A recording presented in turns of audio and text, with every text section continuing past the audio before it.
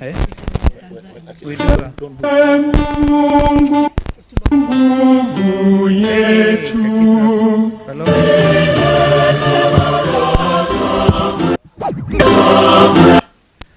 Okay. Ladies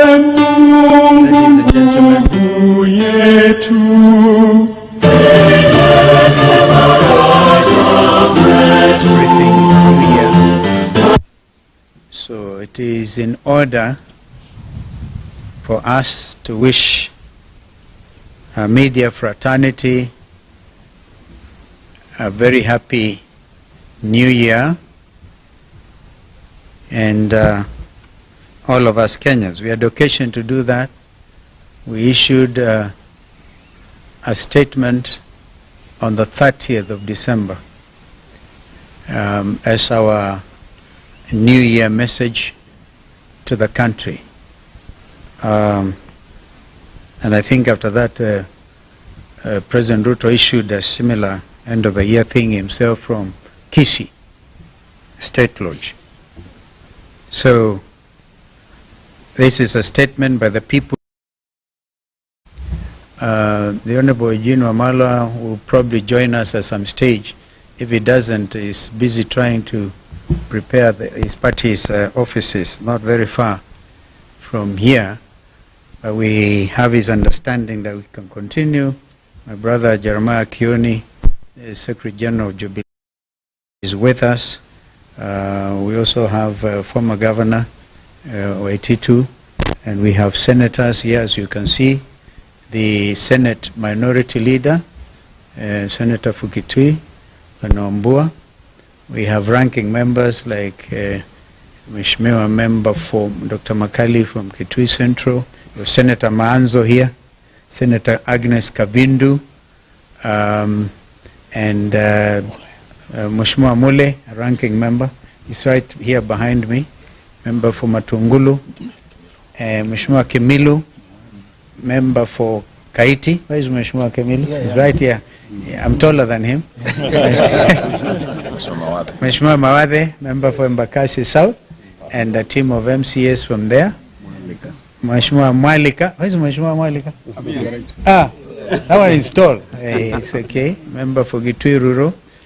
Mheshimiwa, Philip Kisia, as you know, has effectively taken over as the CEO for a coalition. Mheshimiwa Philip Kisia is right there. And we have Speaker Kitui County, I've seen him.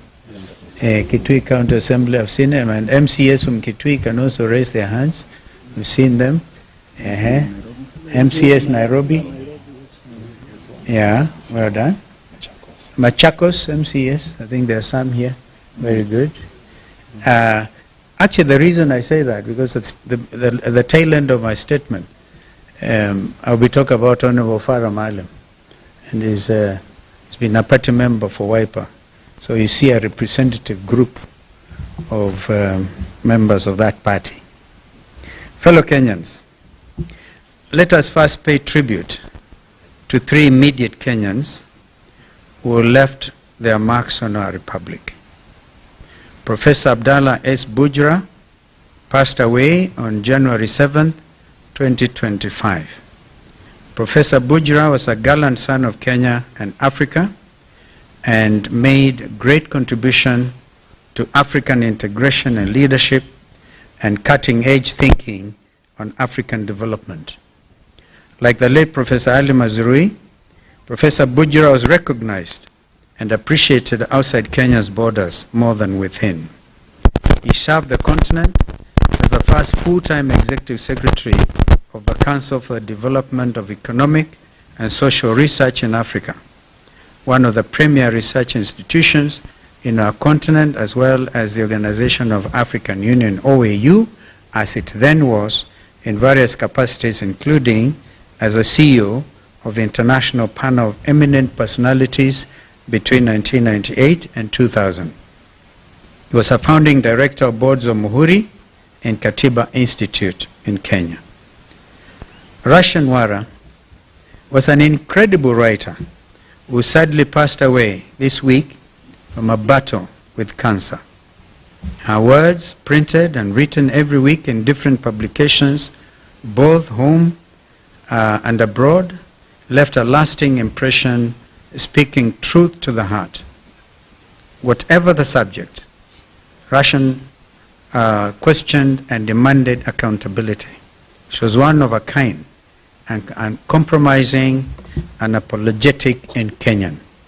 Yesterday evening, we learned of the passing on of senior counsel, our sister Judith Ongori. Ongori was an accomplished and celebrated family and human rights lawyer in Kenya, the region, and the international stage. Gender equality and equity were her forte. She took on many cases pro bono and contributed to the intellectual input in the constitutional making process. I know the senior bar council have been on this, led by the chairman of senior bar council, Fred Ojambo. And a lot is going in that space in celebrating the life of our sister senior counsel Judith Ongori. In their honor, let us have a minute silence. January the 12th, Public Service Cabinet Secretary Justin Muturi, in a standing during a press conference, outlined in shocking detail the harrowing tale of his son, Leslie Muturi's abduction on June the 22nd, 2024, while in the company of Embakasi West MP Honorable Makwiny and driver Marangui Manyora. Honorable Muturi, who was serving as the Attorney General of the Republic of Kenya at the time of his son's abduction, said that he had been waiting for answers for the last 6 months as to why his son was abducted. What should be of concern to any law-abiding citizen is that Honorable Muturi, as Attorney General of the Republic of Kenya, sat on the National Security Council, the top security organ in the country. Honorable Muturi has been seeking answers for the past 6 months, and they have not been forthcoming to someone so senior in the Kenya Kwanza regime. So senior should be a matter of grave concern to all of us. Following Honorable Muturi's statement, the Director of Criminal Investigations, Mr. Amin, invited the Cabinet Secretary to record a statement. If the idea was to cower Honorable Muturi into silence, they picked on the wrong man. If the bombshell of the Sunday statement was not enough, Honorable Muturi's signed statement clearly and squarely pointed the blame at the main culprit behind the inhuman abductions. A man who joked, made light of the abductions and Gen Z's demonstrations, a man who placed one phone call inside of the State House Nairobi Pavilion to the National Intelligence Service Director General, Nuruddin Haji, and had Leslie Muturi released within an hour. That man, as you have previously stated, is President William Ruto. Fellow Kenyans, the revelations by Secretary Muturi on the identity of the Commander-in-Chief of the abduction squads is quite telling. If the Attorney General of the Republic of Kenya cannot get answers to the whereabouts of his son, who can? If the Attorney General cannot get his phone calls answered by junior staff, such as the DG of NIS, or the DCI Director, who can? If the then Interior Cabinet Secretary, Professor Kithure Kindiki, and PS Raymond Omolo are furnished with lies by their juniors, what is the state of the Kenya Kwanza regime? Fellow Kenyans, the Kenya Kwanza regime has established command and control structures outside of the Constitution of the Republic of Kenya, carrying out illegal and criminal activities against Kenyans. We have actually since established that some headquarters of this abduction squad was somewhere near Ruaraka. As you have previously stated, William Ruto is a commander-in-chief of the abduction squads. This has been clearly demonstrated by his own public pronouncements on the abductions, as well as those of his conceited cronies in government. Kenyans and the international community should read between the lines. Mr. Ruto and his lieutenants' chest thumping over 2 weeks ago in Bungoma was not only a gross violation of Mr. Ruto's oath of office, it also bore all the hallmarks of a dictatorship and a crude attempt to instill fear in Kenyans by subduing them into silence. Mr. Ruto's dictatorship, which now kidnaps and tortures people in underground prisons, must be considered as a renegade criminal enterprise. And this in accordance with the ICC's Rome Statute. And for the avoidance of doubt, the Director General of NSIS could not be held responsible alone. The ICC statute talks about the person bearing the highest responsibility. And that is not Nuruddin Haji, that is William Samoei Arap Ruto. The People's Loyal Opposition will not sit back and allow this disgraceful attempt to take us back into the dark days of fear and oppression. We shall lead from the front. You've actually demonstrated leadership from the front because you've been in court. We'll fight them in court, we'll fight them in the streets, we'll fight them everywhere. We demand that Mr. Ruto respects Kenyans and the oath of office he has sworn to preserve under Kenya's Constitution 2010. We also demand the immediate release of the remaining abductees. We actually have a date on the 27th with the Inspector General of Police, Mr. Kanja, before Justice Bahati Namui. And they know what the ruling was by Justice Bahati. If they will not show up on the 27th, he will cite, convict, and sentence on the spot. So nobody's above the law. Not even Director General Kanja or Director DCI, Mr. Amin. If Ruto refuses to respect and enforce Kenya's constitution and laws, the solution is straightforward. He should resign. And the world is changing. Just today or yesterday, a sitting president of the Republic of South Korea was arrested in State House. We celebrate this kind of development because people must be held to account. This is what the Gen Zs have been advocating for. Meanwhile, let Mr. Ruto and all others who perpetrate violent crimes against Kenyans know that they will not go unpunished. On the Independent Electoral Boundaries Commission, IBC, we have been very clear and consistent and followed the law at all times. Those who are barriers to the establishment of the IBC selection panel are puppets of Mr. Ruto. They bear the highest responsibility in the current constitutional crisis and an attempt to pre-rig the 2027 general elections. We will not allow that to happen. And I will ask my brother Kioni to respond to some of the remarks by some of these renegades who can even say they know how to manufacture presidencies beyond 24 years. These renegades must be called out. Lastly, for avoidance of doubt, Honorable Farah Maalim, who until now has been Wiper Democratic Party's deputy leader, stands expelled from the Wiper Democratic movement for violating the Constitution and the rights of Kenyans and even abusing Kenyan mothers. Thank you and God bless you. Mheshimiwa Kioni. seems to have staged a civilian coup because he has refused to constitute the IEBC.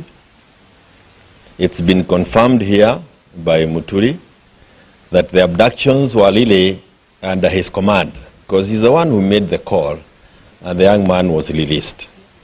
So if your son or daughter is released and you cannot get hold of William RUTO, what does that mean to us? We are on our own. When we have the likes of Sudi, Kamket, Kimani Ichung'wah, and Farah Marin, allowing the utterances that we have heard from their mouths in the presence of William RUTO, and to the amusement of him, William RUTO, kwa sababu yeye ndio alikuwa anapiga makofi kuliko wananchi wanapotukana watu. It means that the center is not holding, and we as Kenyans must heed the call that has been made by our leader, and we must prepare to do what the South Africans are the people of South Korea have done. It is time for us to go and arrest William Samoei Ruto from State House, because we are on our own. Hakuna kitu kingine tunangojea, na hakuna Mkenya anangojea kuambiwa Ruto ni mbaya. Wanajua ni mbaya kukuliko wewe mwenyewe. Hakuna jambo unaweza sema kwamba anaweza saidia sisi nalo. It is upon us to organize ourselves and get Ruto home, as leaders na sisi wote wa Kenya. And I want to add this: any person within the KK administration who chooses to remain until the end, or who chooses to leave earlier than the end, and the end can be earlier than that end you think of 2027, wewe usikuje kutumiwa kuleta mambo ya kugawanyishwa kati yetu. Come, join us, so that we are one unit that is ready to remove RUTO. Usije kuanza kuleta mipango ingine mpya, kwa sababu you will have confirmed that you are actually an agent of William RUTO, na utakuwa ukimsaidia kutimiza yale akina Kamketu wanasema. If somebody says that he can extend the life of the presidency, na president mwenyewe amekaa hapo na hayasema chochote, you need to know there is something more than is catching the eye. Lakini Kenyans have resolved, you are not going to intimidate any of us, any of the Kenyans, that enough is enough. Na wakati wa kwenda ni sasa, na kama sio sasa ni sasa hivi. Asante sana. Any questions? Yes, sir. You introduce yourself and then you take it up. Yes, sir. Yes.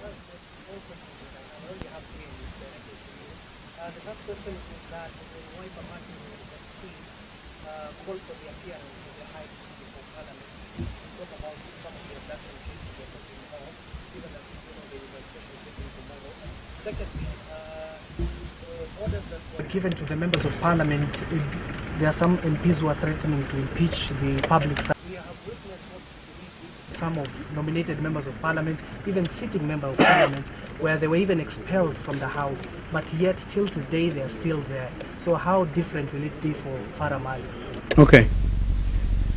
First of all, on Farah, he himself knows in his own mind, and it's for me a matter of grave, is very heavy on my heart, because I've known Mheshimiwa Farah. He used to be a reformist, campaigned for him seriously in Dadaab against that time an ODM candidate, and we won for Wiper. Therefore, it doesn't give me any pleasure. Even if, because there's that thing they always follow in the Constitution, unless somebody resigns in writing to Mr. Speaker, right?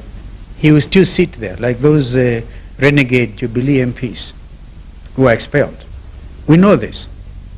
But beyond that, if you talk about the 13th Parliament, I repeat my earlier comments, that Parliament was impeached by the people of Kenya, led by the Gen Zs, on the 25th of June last year. So they lack moral authority to do anything. If the Wiper MPs were not in the majority, but a very strong, solid team, we even stood against impeachment, because they said, they heard what Kenyans were saying, kufa driver, kufa makanga. Even if they bring that motion, to oppose impeachment. But have we not heard Mr. Muturi tell them, bring it on, impeach him. But before you impeach him, please note you have been impeached by the people. That is the situation as it is. It's only that you cannot get arrest all of them like the Koreans did. And please, the reason the President of South Korea was arrested in State House was because he acted in contravention of the Constitution by declaring illegally martial law in South Sudan, in South Korea. That's why he eventually was arrested. We are talking about Mr. William Ruto, who has acted in contravention of the Constitution he swore to protect. The next round of demonstrations will go to arrest him. So, well, that's why my brother here is asking you, either pre or before or whatever, what the judge said. Let him first appear in court. It's a waste of time to call him to a compromise thing. Kumbuka, state capture of parliament. State capture of the economy by Andani. And we led by the front, we led that from the front.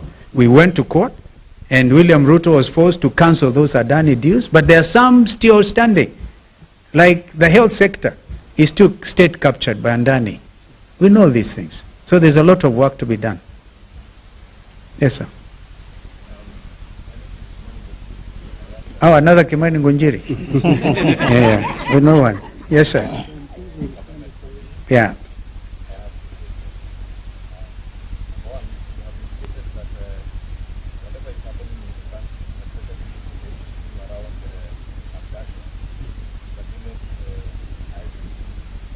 Yes.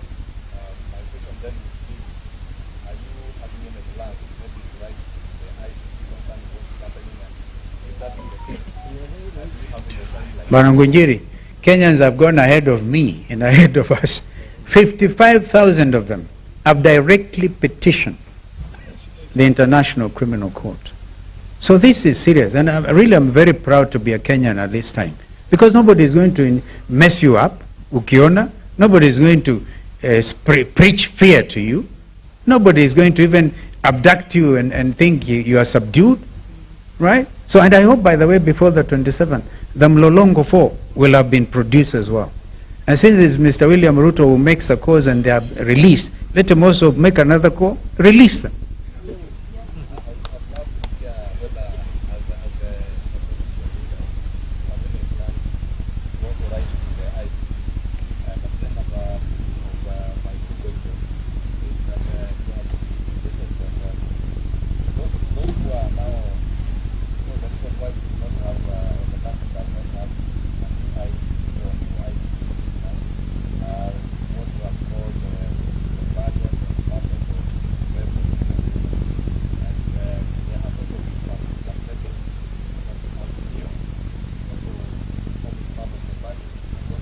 We dealt with that matter before, Ngunjiri.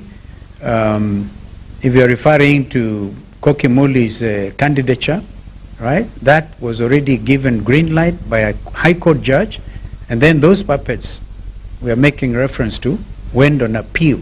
The appeal has taken inordinate, as experienced inordinate delay, meriting, in fact, necessitating the president of the Law Society, Madam Faith Odhiambo, to issue a statement on that matter, saying that the court system should clear any IEBC related matter, because that appeal has been lying there for three months unattended to.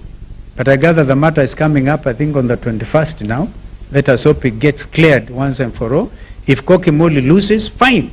If she doesn't lose, then the panel should be constituted immediately.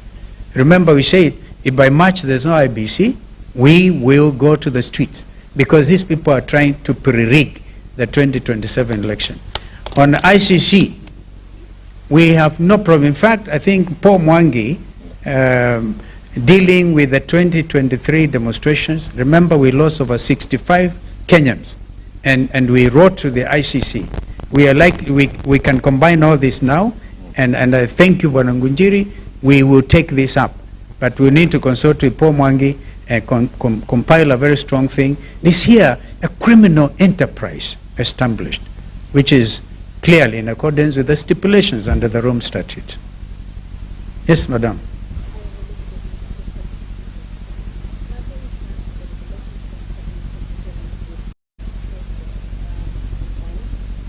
You see, we are saying the highest responsibility is William Ruto.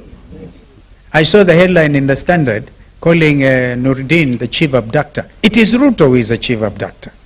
So, this is the whole thing. The government, the entire machinery resigned.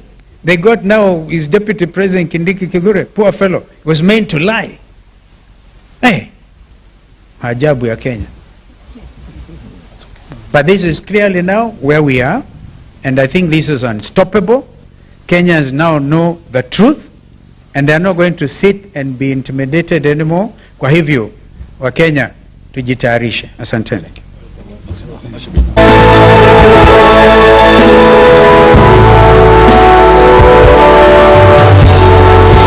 Wajibu wetu ni kuishi kwa upendo, kutoka ziwa mpaka pwani, kaskazini na kusini.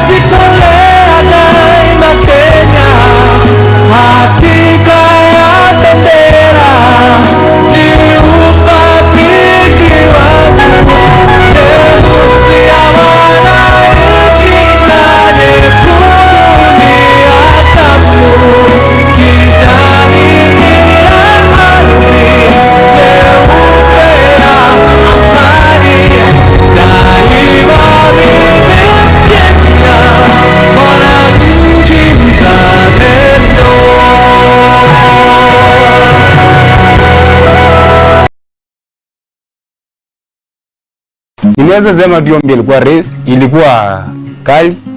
Hivyo na wageni fata sasa mimi ndaanga hata chini. You run with Wanyonyi today, maybe you might number 1, it becomes number 2. Next time, given the same race, you